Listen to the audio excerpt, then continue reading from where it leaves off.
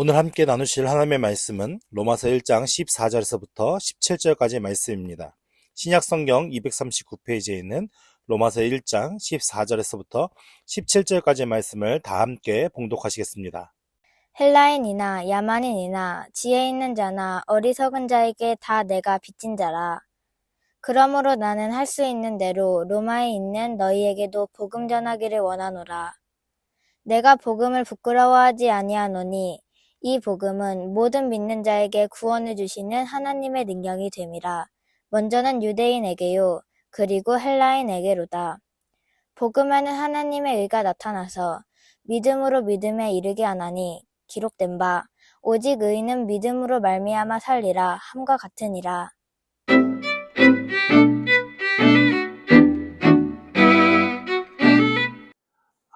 사도 바울이 지금 로마 교회에 편지를 쓰는 내용 중에서 왜 이 로마서를 쓰게 되었는지에 대한 기록 목적이 지난주와 이번 주에 이어서 나오고 있습니다. 우리가 지난주에는 사도 바울이 로마서를 쓴 목적이 무엇이라 했죠?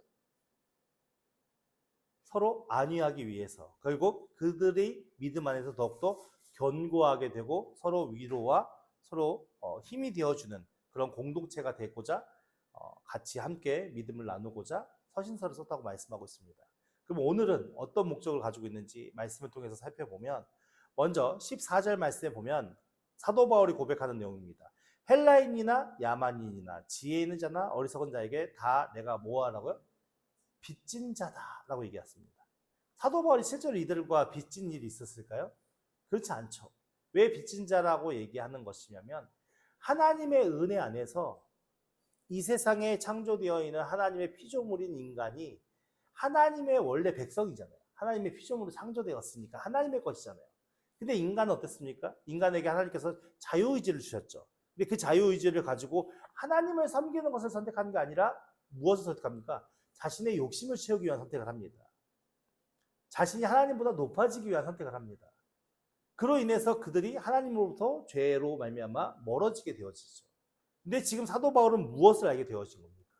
하나님의 끝없는 계획과 사랑 속에 이 세상에 예수 그리스도를 보내주셨고, 그 예수 그리스도가 모든 인류의 때를 대속하셔서 하나님이 인간을 향한 구원의 길을 직접 이루어 주셨고, 그 모든 것조차도 인간이 이해하고 납득해서 믿는 게 아니라 하나님의 성령께서 그들로 하여금 믿을 수 있게끔 믿음을 허락해 주셔서 오늘 믿었다는 거죠. 그러니까 결국 내가 지금 복음의 은혜 안에 이 모든 것을 누리고 있는 이유와 목적은 하나님께서 이 세상에 존재하는 모든 이들에게 복음의 능력으로 그들을 알게 하기 위한 축복의 통로로 자기가 쓰임받고자 세워진 존재이고, 그렇기 때문에 자신은 무엇이 있는 거예요? 그들에게 복음을 전해야 할 의무와 책임감의 빛이 있는 거죠. 그래서 실질적으로 사도 바울은 헬라인이나 야만인이나 지혜 있는 자나 어리석은 자에게 무엇인가 진 빚이 없지만 하나님께서 주신 사명 안에서, 하나님이 주신 그의 뜻 안에서 그는 자신이 빚을 지고 있다라고 이야기를 하는 것입니다. 그러니까는 우리가 로마서 지금 1장 1절부터 쭉 살펴오면서 사도 바울이 갖는 가장 또렷한 확실한 자신의 사명이 무엇인지를 지금 설명하고 있는 것이죠. 15절 말씀에 그렇기 때문에 나도 할 수 있는 대로 어떻게 한다고요? 로마에 있는 너희에게 가서 무엇을 전해요? 복음을 전하기를 원하노라. 그래서 로마 교회가 복음을 몰랐나요? 복음을 몰랐기 때문에 복음을 전한다라고 얘기하는 게 아니죠. 지금 로마 교회는 아주 평화로운 상태에 있나요? 아주 평화로운 상태에 있다면 사도 바울이 그냥 내가 이래서 너희에게 잔다 이런 이야기의 길만 썼겠죠. 하지만 우리가 쭉 살펴볼 로마서의 내용을 보면 그런 평화로움만 있는 교회라고 생각할 수 없는 많은 이야기들이 사도 바울이 서신서를 통해서 전달하고 있습니다. 그 이유는 무엇이냐면 그들 가운데 가지고 있는 신앙의 가치관의 충돌인 거예요. 왜냐하면 헬라인 유대파하고 유대교, 헬라인 그리스도인, 유대교에서 온 그리스도인, 유대교의 그리스도인들은 하나님을 뭘로 섬겼어요? 율법으로 섬겼잖아요. 헬라인 그리스도인은 이방신을 섬기다가 이제 하나님을 알게 된 그리스도인들이에요. 그러니까 각자가 가져왔던 그동안의 어떤 가치관의 차이인 거죠. 하나님을 섬겨온 그런 모습의 차이가 결국 그 신앙 안에서 충돌이 나기 시작하는데 사도 바울이 볼 때는 어떤 거예요? 복음에서는 충돌이 일어나면 안 돼요. 복음에서는 왜 충돌이 일어납니까? 복음, 우리가 각자가 진짜 복음으로 자신의 삶을 각자 세워나간다면 우리가 왜 이곳에서 충돌이 일어나고 왜 다툼이 일어나고 왜 싸움이 일어나겠습니까? 그렇기 때문에 사도 바울이 지금 이야기하는 복음은 너희들이 진짜 예수를 잘 믿게 하기 위함이야 이 얘기를 하는 게 아닌 거죠. 결국 무엇입니까? 우리가 신앙 안에서 가져야 할 가장 기본적인 교리라고 얘기할 수 있고 하나님의 말씀이라고 얘기할 수 있겠죠. 우리가 가장 바르게 가져야 할 하나님에 대한 인식, 그것이 우리에게 잘 정립되어 있어야 우리가 그 믿음 안에 그 정립되어 있는 어떤 그 틀 안에서 우리의 믿음이 무궁무진하게 이렇게 커져갈 수 있는데, 우리는 이것이 각자가 경험한 하나님에 대한 것으로만 딱 국한되어 있다 보니까 정확하게 명확하게 우리 안에 정의가 이루어지지도 않고, 그 정의가 이루어지지 않으니까 어떻게 해요? 서로 네가 많이 내가 많이 다투고 싸우는 이런 문제가 생기는 겁니다. 근데 로마 교회만 그랬을까요? 아닙니다. 고린도서 내용 보십시오. 얼마나 그들의 상황 속에서 당파가 갈리고 그 안에서 많은 싸움과 다툼이 있었습니까? 사실은 예수 그리스도의 복음 안에서 우리가 각자 그 복음의 능력 안에 살아간다면 사실 싸울 일이 그렇게 많지 않거든요. 왜냐하면 사도 바울과 같이 각자에게 주어진 사명에 집중하다 보면 자연스럽게 공동체를 세워가고 그 공동체 안에서 하나님의 사명과 하나님의 은혜를 감당할 수 있는 일들이 이루어질 수 있기 때문에 그렇습니다. 그러니까는 내가 무엇을 주장하고 내가 무엇이 맞다 틀리다 이야기하기 전에 우리는 먼저 뭘 선행해서 점검해 봐야 되냐? 내가 지금 이야기하는 이 이야기와 이 행동이 예수 그리스도의 복음의 능력 안에서 합한 것인지 합당하지 않는 것인지를 생각해 봐야 돼요. 예전에 목사님들 그런 얘기 많이 했어요. 예전에는 예배 드릴 때 여기 가운데 천막이 있었대요. 천이 있었고 이쪽은 남성, 이쪽은 여성 이렇게 앉았다고 얘기하더라고요. 그때는 그러지 않으면 난리가 나는 거예요, 교회에서. 근데 어느 날 갑자기 뭐가 없어졌어요? 천막이 없어졌어요.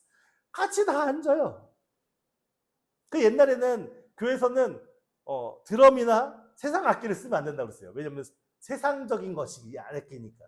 근데 오늘날 어떻습니까? 드럼 안 쓰는 교회 있습니까? 키보드 안 쓰는 교회 있습니까? 기타 안 쓰는 교회 있습니까? 아니라고요. 우리가 행하는 어떤 일들이 복음은 절대 변하면 안 되는 거죠. 복음이라는 건 예수님을 통해서 구원받는 이 복음은 절대 변하면 안 되는 거예요. 우리가 꼭 지켜야 할 중요한 핵심 하나님의 어떤 사명, 은혜죠. 근데 그 외적인 것은 얼마든지 우리가 변화하는 것을 수용할 수 있는 사람들이 되어야 돼요. 그래서 예를 들자면 유대인의 관점 속에서 헬라인들은 얼마나 자유분방하겠습니까? 그죠? 유대인들은 교회의 안식일을 지키기 위해서 자신의 몸을 깨끗하게 씻고 마음으로 막 이것저것 다 준비해서 교회 가는데 헬라인들 딱 보면 어때요? 너무 자유분방하게 오는 그것이 마음속에 얼마나 불편하겠어요. 근데 그것은 받아들일 수 있는 문제라고요. 우리가 중요하게 지켜야 할 문제와 우리가 수용적으로 받아야 할 문제를 잘 이해하지 못하면 쓸데없는 것에 우리는 너무 많은 싸움과 다툼으로 에너지를 소비하는 거예요. 그래서 지금 사도 바울은 로마에 있는 교회에게 복음을 전한다는 이야기가 뭐냐면, 너희가 지금 복잡하게 서로 아무것도 아닌 일에 가지고 막 이렇고 저렇고 앙당하고 싸우는데 그게 중요한 게 아니야. 진짜 복음이 무엇인지를 우리가 같이 알아야 돼. 그래야 너희들의 믿음이 더욱더 견고하게 세워질 수 있어. 그렇기 때문에 내가 지금 너희에게 무엇을 복음을 전하고 싶어서 가고 싶은 거야. 지금 이렇게 말씀하고 있는 겁니다. 16절 말씀에 보니 사도 바울이 뭐라고 얘기합니까? 복음을 어떻게 한다고요? 부끄러워하지 않는데요. 복음을 부끄러워하지 않는다는 말은 내가 예수 믿는 것을 부끄러워하지 않는다는 말과 똑같은 의미입니다. 여러분, 예수 믿는 게 부끄러운 일입니까? 안 부끄러운 일입니까? 확신하십니까? 내가 안 부끄럽다면 내가 처해 있는 어떠한 삶의 현장 속에서도 부끄럽지 않게 내가 예수를 드러내는 믿음으로 살아야 하는 거예요.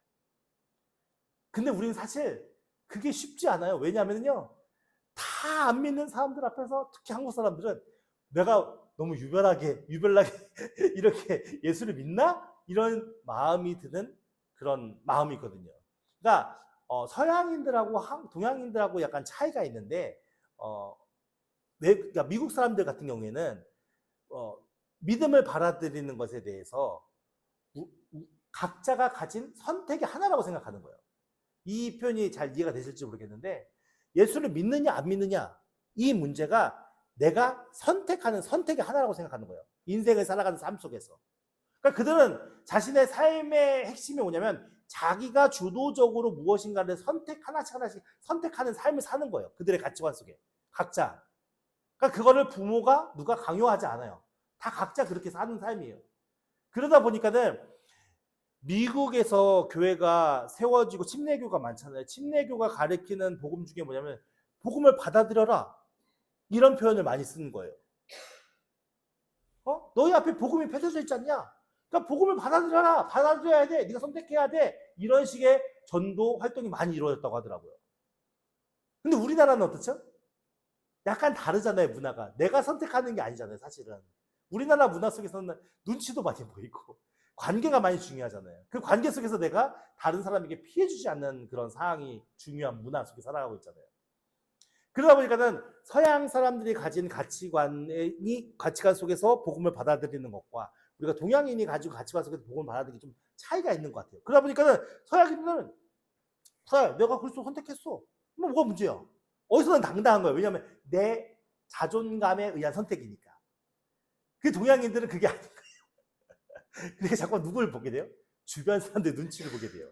주변 사람들 눈치를 보다 보니까는 나는 사실상 내 마음속에 하나님이 부끄러운 건 아닌데, 내 예수님이 부끄러운 건 아닌데, 실상 내 행동이 너무 다른 사람에게 과하게 비춰질까봐 하는 의식 속에서 때로는 뭐예요? 주저주저하는 모습이 보일 수도 있다는 것이죠.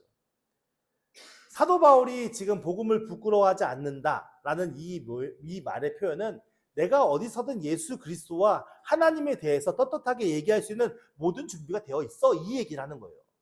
그렇기 때문에 자신이 간 어떤 곳에서 사실은요. 회당 안에서 예수님을 얘기한다? 이건 쉽지 않은 문제인 거예요. 그러니까 예를 들자면 우리가 어디죠? 카톨릭이나 성당에 가서 예수 믿어야 됩니다. 막 이렇게 교리의 문제가 좀 다르잖아요. 오늘날에는 뭐 신부님이 절에 가서 설교도 하시고 스님이 이제 성당에 가서 뭐 이야기도 하시고 그런다고 하는데 모르겠습니다.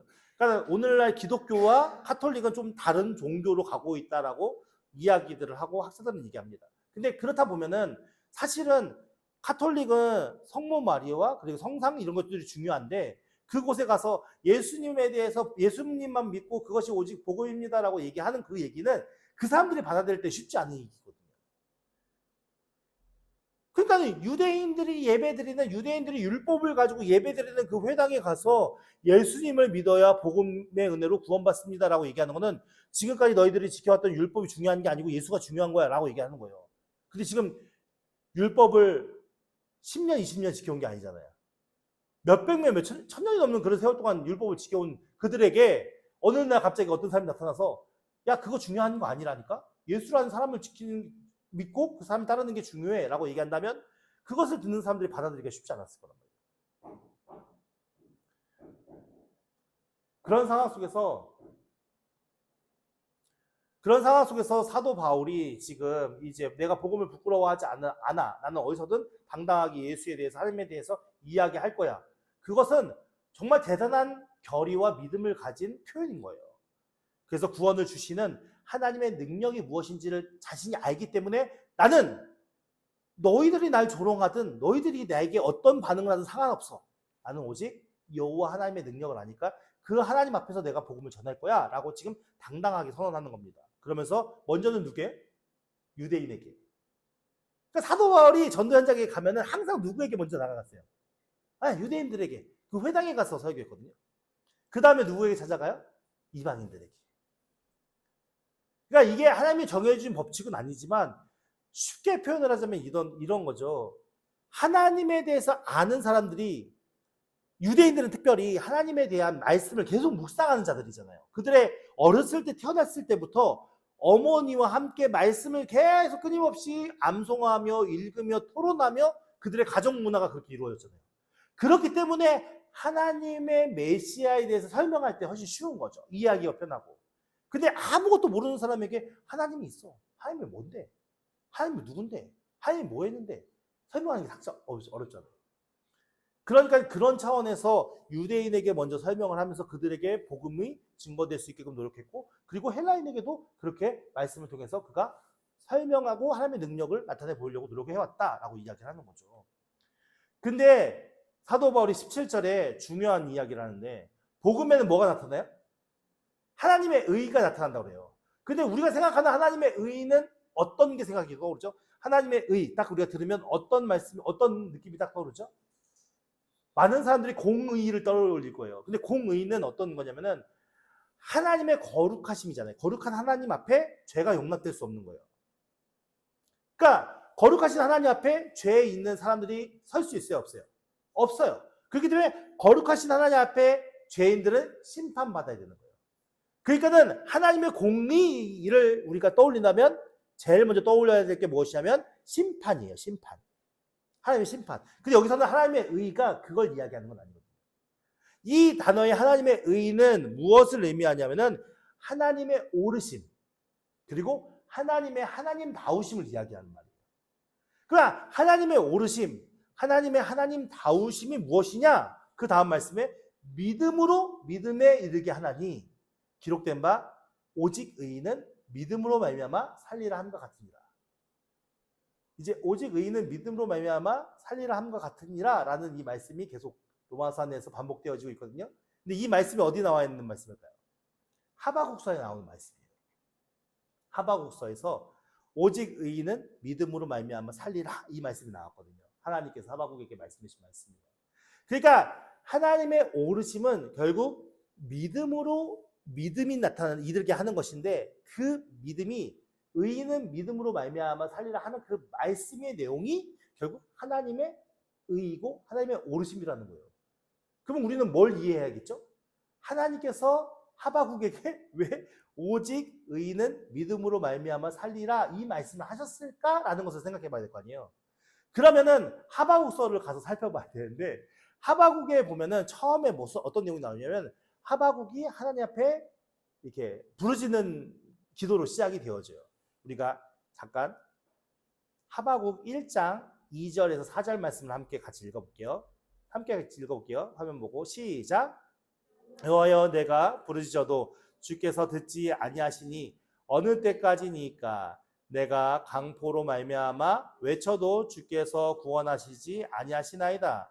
이러므로 내가 죄악을 하시며 패역을 눈으로 보게 하시나이까? 겁탈과 강포가 내 앞에 있고 변론과 분쟁이 일어났나이다. 이러므로 율법이 해야지고 정의가 전혀 시행되지 못하오니 이는 악인이 의인을 애워쌌으므로 정의가 굳게 행하여 짐이니이다. 어떤 표현인 것 같아요? 지금 뭐라고 이야기하고 있는 것 같아요? 하나님 세상을 잘 이끌어가고 있습니다, 이 얘기하는 것 같아요? 아니에요. 지금 하바국이 화가 났어요. 왜 화가 났냐면은 나는 믿음으로 열심히 살아가고 있는데 세상은 악한 자들이 너무 잘 되고 있는 거야. 근데 그 악한 자들이 하나님 앞에 심판받지도 않고 너무 흥황하고 있는 거죠. 그러다 보니까는 내가 진짜 예수 믿는 게 맞나? 예수 믿는 게 아니죠. 내가 진짜 하나님을 섬기고 있는 게 맞나? 하나님이 진짜 살아 역사하시는 게 맞나? 이게 의구심이 드는 거예요. 이게 어떤 믿음이냐면, 내가 하나님을 열심히 섬기면 하나님께서는 반드시 우리 가운데 그것을 증명해 보여야 한다는 믿음인 거예요. 그러니까 내가 하나님을 잘 섬기면 복을 받아야 되고, 내가 하나님을 잘 섬기면 잘 섬기는 것에 대한 하나님의 보상이 우리 안에, 우리의 삶 가운데 있어야 한다고 믿는 신앙인 거예요. 그러면서 하나님, 제가 지금 열심히 하나님을 위해 살아가고 있잖아요. 근데 왜 세상 사람들은 저렇게 악하고 저렇게 믿는 사람들을 핍박하고 괴롭히고 그렇게 힘들게 하는데 왜 하나님 나한테 아무런 사인도 안 주시고 나한테 아무것도 증명 안 하시고 왜 그러시는 거예요? 라고 지금 하나님 앞에 이제 약간 화가 나서 투덜대고 있는 거죠. 근데 하나님께서 뭐라고 얘기하셨을까요? 제가 하바국서의 내용을 다 보면, 읽어보면 좋은데 우리가 지금 그럴 수 있는 시간이 없으니까 제가 간략하게 요약하자면, 하나님께서 하바국 선지자한테 그래, 네 말이 맞다, 내가 이제 다 저들을 멸하고 심판하고 쓸어버릴 것이다, 이렇게 얘기했을까요? 그렇게 얘기하지 않으셨어요. 얘야, 너 힘들고 어렵지. 근데 이거는 이제 시작이야. 앞으로 더 힘들어질 거야. 더 괴로워지고 더 핍박받을 거고 더 어려워질 거야 라고 이야기를 하는 거예요. 그러면서 이야기하신 말씀이 하박국서 2장 4절에 오직 의인은 믿음으로 말미암아 살리라 라고 얘기하는 거예요. 그럼 하나님께서 왜 이 얘기를 하셨을까요? 하박국한테 야, 너 이렇게 힘들고 어렵지만 앞으로 더 힘들고 어려운 일들이 너에게 닥칠 거야. 그러니까 잘 버티고 인내하면서 살아. 이 얘기를 하는 걸까요? 나를 믿음으로 잘 견뎌봐. 힘내봐. 이런 믿음으로 사는 걸까요? 그걸 원하시셔서 말씀하시는 걸까요? 그렇지 않다라는 거예요. 그 다음 이제 하박국서의 말씀을 쭉 살펴보면 하나님께서 이야기하시는 그 말씀의 내용 속에 하박국이 깨닫는 건 뭐냐면은 처음에 하박국이 원하는 하박국 선지자가 가지고 있던 신앙은 어떤 신앙이라고 그랬어요? 내가 믿는 것에 대해서 이 세상에서였던 보상을 받는 신앙. 그러니까 하나님의 뭔가 확인시켜주고 하나님의 살아계심과 하나님을 믿는 게 바르다고 그것을 깨닫게 알려주는 신앙. 근데 하나님은 지금 거기에 대해서 뭐라고 얘기하면 난 너한테 아무것도 줄 거 없어. 이 세상에서 내가 너한테 줄 수 있는 건 아무것도 없어. 라고 얘기하는 거예요. 그러면서 하박국 선지자가 하나님과의 대화 속에 깨달은 게 뭐냐면 하나님은 내가 이 세상 사는 동안에 아무것도 줄 수 없구나. 악인들은 더 악한 일을 하겠구나. 근데 결국에는 그 악인들은 종국에는 하나님 앞에 심판받는구나. 그러니까 하나님께서 이 세상 가운데 역사하시는 그 완전한 지혜와 일하심과 그 계획 속에 하나님의 일들을 해나가시는데 그 해나가시는 그 일들 속에 우리의 믿음의 사람들을 내버려둬서 그 일을 그냥 막 부딪히면서 힘들게 어렵게 견디고 버티고 하게끔 내버려 두는 게 아니라 그 역사와 일하심 속에서 하나님은 하나님 나라 백성들을 지키시는구나. 하나님의 백성들을 보호하시는구나. 그 하나님께서 그 하나님의 백성들이 그 모든 상황을 이겨나갈 수 있도록 그 모든 것 가운데 함께 하시는구나 라는 것을 알게 되는 거예요. 그러면서 하박국이 뭐라고 고백하죠? 3장 17절 18절 말씀 함께 읽겠습니다. 시작. 비록 무화과 나무가 무성하지 못하며 포도나무에 열매가 없으며 감람나무에 소출이 없으며 밭에 먹을 것이 없으며 우리의 양이 없으며 외양간 내 소가 없을지라도 나는 여호와로 말미암아 즐거워하며 나의 구원의 하나님으로 말미암아 기뻐하리로다. 이 고백이 어떤 고백이에요? 우리 17절 볼까요? 무화과 나무가 무성치 못하고 포도나무에 열매가 없고 감람나무에 소출이 없어요. 그러니까 이렇게 모든 게 척박해지는 그런 상황 속에서 너는 견뎌? 나는 참아낼 거야? 나는 이겨낼 거야? 이거 얘기하는 걸까요? 그게 아닌 거예요. 이게 다 없고 세상이 더 악해지고 세상이 더 곰핍해지고 세상에 되는 일이 하나도 없는 것 같아도 내가 여호와 하나님으로 말미암아 즐거워하고 기뻐할 수 있는 이유는 구원의 하나님이 나와 함께 하시고 나를 보호하시고 나를 책임져 주시기 때문이야 라고 얘기하는 거예요.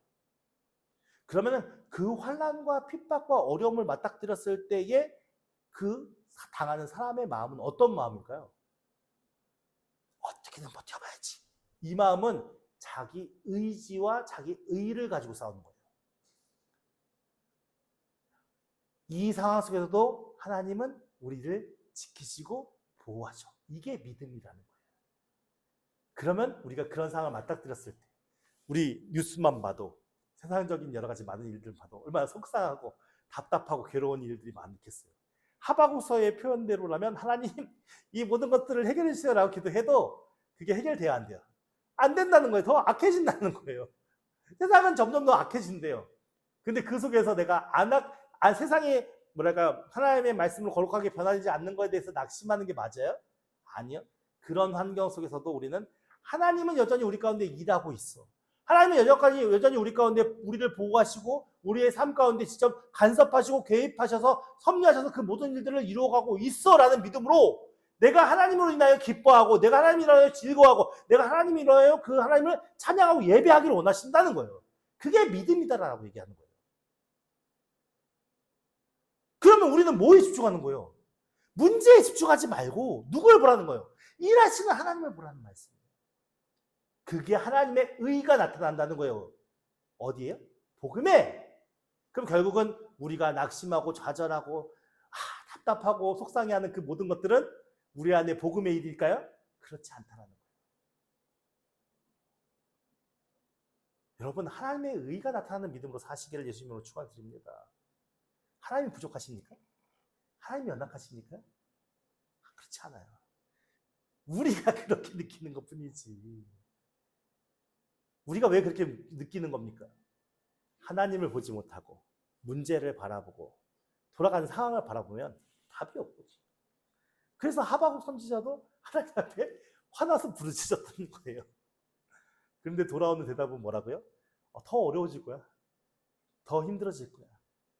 어떻게 보면 우리가 사는 세상 앞으로 더 힘들고 어려워질 겁니다. 복음으로 드라마틱하게 확 바뀌고 확 좋아지는 일은 없을 겁니다. 그게 하나님의 말씀입니다. 그렇다면 오늘 우리가 가져야 할 믿음과 신앙은 무엇입니까? 내가 지금 살아가는 삶의 현장 속에서 내가 열심히 하나님을 섬겨도 하나님이 내게 주시는 무엇인가에 사인이 없다 하더라도 내가 하나님을 신뢰하고 내가 하나님을 믿는다면 내 믿음의 자리를 끝까지 인내하며, 인내한다는 말이 아까 말하듯이 그냥 견디시 그런 이야기가 아니잖아요. 하나님이 주시는 그 믿음으로 자리를 지켜가는 걸 얘기하는 거잖아요. 그러면 우리들의 마음속에 더 자유함이 나타나죠. 뭐 때문에 안 되고 뭐 때문에 이게 아니라 하나님 하시는데 뭐. 이사를 왔습니다. 이사를 하면은 이삿짐 때문에 난리가 나잖아요. 정리가 안 되고 어수선합니다. 할 일이 엄청나게 많죠. 근데 아이들이 이거 언제 치우지? 걱정합니까? 걱정할까요? 아니, 걱정하지 않아요. 왜 걱정하지 않죠? 엄마 아빠가 할 거니까. 근데 우리는 뭡니까? 날마다 걱정해. 왜 걱정합니까? 엄마 아빠가 안 할 것 같으니까. 그럼 왜 그렇죠? 믿음이 없기 때문에 그렇습니다.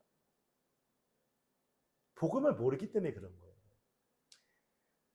하나님은 절대로 하나님이 택하신 그 백성을 잃어버리지 않으세요. 세상이 아무리 악하게 흘러간다 하더라도 하나님 나라가 위축되거나 없어지지 않아요. 모든 세상의 일들 위에 하나님이 계시기 때문에 그렇죠. 세상을 창조하시고 다스리시고 역사하시는 은혜가, 그것을 이끄시는 이가 하나님이시기 때문에 그렇습니다. 근데 우리는 하나님을 하나님답게 믿지 않기 때문에 우리 안에 많은 시험과 어려운 마음들이 생기기 시작하는 거예요.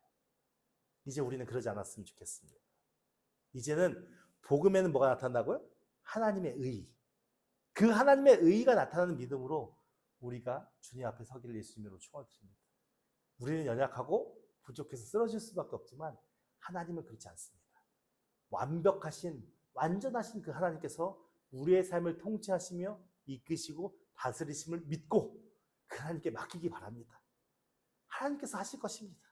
하나님께서 일하실 것입니다. 걱정하지 마시고 두려워하지 마시고 믿음으로 하나님 안에서 기뻐하며 이 하박국 선지자의 고백처럼 여호와로 말미암아 즐거워하며 구원의 하나님으로 말미암아 기뻐하는 저의